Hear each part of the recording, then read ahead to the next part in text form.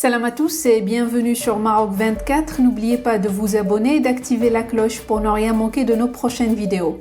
Aujourd'hui, le mardi 15 août 2023, on va évoquer le luxueux palais que s'est approprié le dirigeant des milices du Polisario à Tindouf, tandis que les réfugiés endurent des conditions éprouvantes dans les camps de Tindouf, où l'aide humanitaire est souvent détournée par la milice du Front séparatiste.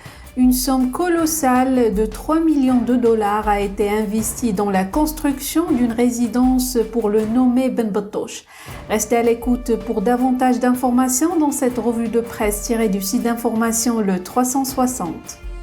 Envie d'un voyage au Maroc? Réservez votre ferry dès maintenant sur billetbateaumaroc.fr, facile, rapide et fiable.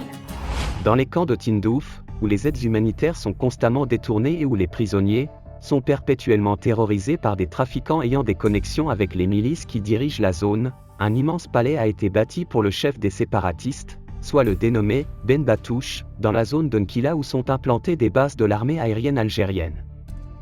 Apparemment, le pauvre vieux chef du Polisario, Mohamed Ben Batouche, de plus en plus absent d'ailleurs, veut rester sourd aux voix des familles séquestrées qui ne cessent de dénoncer les conditions horribles dans lesquelles elles vivent, rapportent les sources du quotidien Asaba, qui aborde ce sujet dans son édition du mardi 15 août.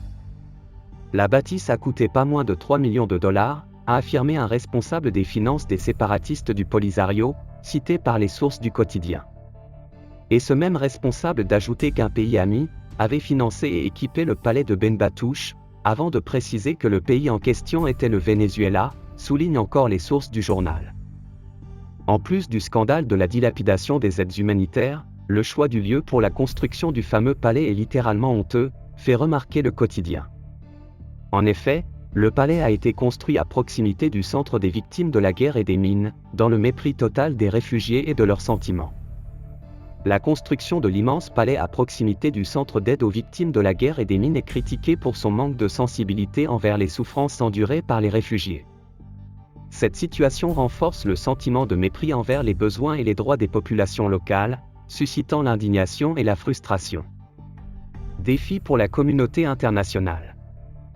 Cette révélation met en lumière les défis complexes auxquels est confrontée la communauté internationale en ce qui concerne la gestion des camps de Tindouf. Les aides humanitaires qui devraient soutenir les populations vulnérables sont souvent détournées, exacerbant la pauvreté et les difficultés quotidiennes des réfugiés. La construction d'un palais somptueux pour le chef du Polisario dans ce contexte suscite des inquiétudes quant à la transparence et à la responsabilité de l'administration des camps. Cela soulève également des questions sur la priorité accordée au bien-être des réfugiés et aux véritables intérêts des dirigeants du mouvement séparatiste piloté par l'Algérie. Autant dire que la bande aux commandes du Polisario a décidé de continuer de défier la communauté internationale. Pour rester informé, je vous invite à regarder les vidéos Maroc 24 qui s'affichent sur votre écran.